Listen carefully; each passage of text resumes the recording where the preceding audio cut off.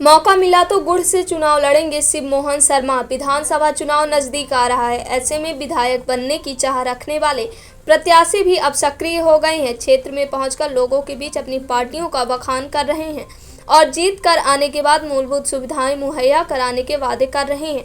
रीवा की गुड़ विधानसभा सीट, जहां से कांग्रेस और अब भाजपा का कब्जा है, वहां से आम आदमी पार्टी के टिकट से चुनाव लड़ने का शिव मोहन शर्मा ने मन बना लिया है।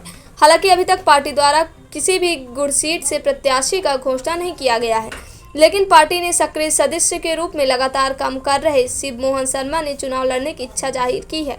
उन्होंने कहा कि अगर पार्टी मौका देगी तो वह गुड़ विधानसभा से चुनाव लड़ेंगे और जीत कर आएंगे। उन्होंने कहा कि केजरीवाल ने जो गारंटी दी है वह पूरी होंगी, क्योंकि उन्होंने जो कहा है वो किया है। केजरीवाल की गारंटी को जन जन तक पहुंचाएंगे और उन्हें समझाएंगे कि वो एक मौका केजरीवाल को दें। अभी तक भारतीय जनता पार्टी और कांग्रेस की सरकार रही है, लेकिन दोनों ही पार्टियों ने जनता के लिए कुछ नहीं किया। लेकिन हमारी सरकार आने के बाद रोजगार, शिक्षा, स्वास्थ्य, बिजली जैसी मूलभूत सुविधाओं को बेहतर की जाएगी। क्षेत्र में ही इंडस्ट्री लगाकर रोजगार के मौके दिए जाएंगे। सर्वप्रथम तो मैं आपको ये बताना चाहता हूँ कि जो केजरीवाल जी की जो गारंटी है वो पूरे मध्य प्रदेश में सभी लोगों को अवेयरनेस करवाना है, लोगों को बताना है कि केजरीवाल जी एक ईमानदार पार्टी है जो पूरी तरह से मध्य प्रदेश में सभी लोगों को जगा रही है।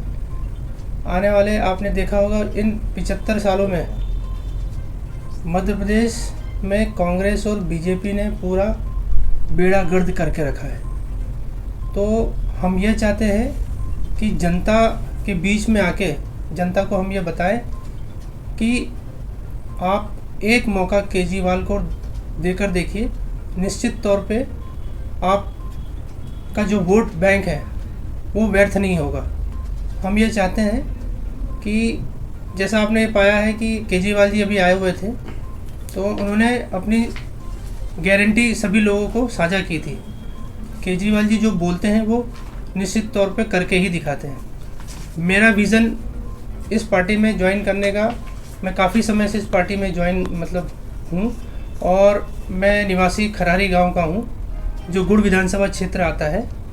और अगर मुझे पार्टी मौका देगी तो निश्चित तौर पे मैं यहाँ की जनता के लिए कुछ अच्छे विज़न मेरे जो हैं, यहाँ पे मूलभूत जो मेरी सुविधाएं मैं सभी को देना चाहूँगा।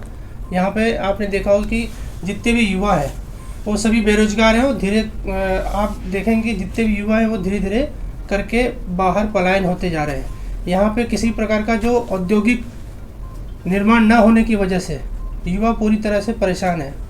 और आपने ये देखा है कि अच्छी मूलभूत जो सुविधाएं हैं अस्पतालों की, वो भी यहाँ पे आपको बिल्कुल भी नहीं दिखाई दे रही हैं। यहाँ अगर कोई व्यक्ति बीमार होता है तो या वो तो सीधे नागपुर जाता है या तो किसी और बड़े राज्य में जाके अपना इलाज कराता है। हम ये चाहते हैं कि यहाँ पे ऐसी सुविधाएं सभी को दी जाए जिससे कि किसी भी प्रकार की जनता को असुविधा ना हो। यहाँ पे उसको रहने में मूलभूत जो है उसको अपना जीवन यापन करने में मज़ा आना चाहिए।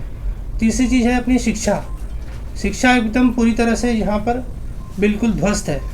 यहाँ की आप स्कूल, सरकारी स्कूल देख लीजिए, जहाँ पे बच्चों को ना सही तरीके से बैठने के लिए कोई सुविधाएं दी गई हैं, ना अच्छे अध्यापक हैं यहाँ पे। तो हम ये चाहते हैं कि स्कूल की व्यवस्था को भी बहुत हाई स्केल पे ले जाके अच्छे से बच्चों को शिक्षा दी जाए, ताकि यहाँ के बच्चों का उज्जवल भविष्य हो और वो यहीं पे रह के अपने जिस तरह से यहाँ पे उद्योग धंधे खोले जाएंगे तो यहाँ के युवा यहीं पे इनको रोजगार मिले और अपने परिवार के साथ वो सुखमय जीवन व्यतीत करें।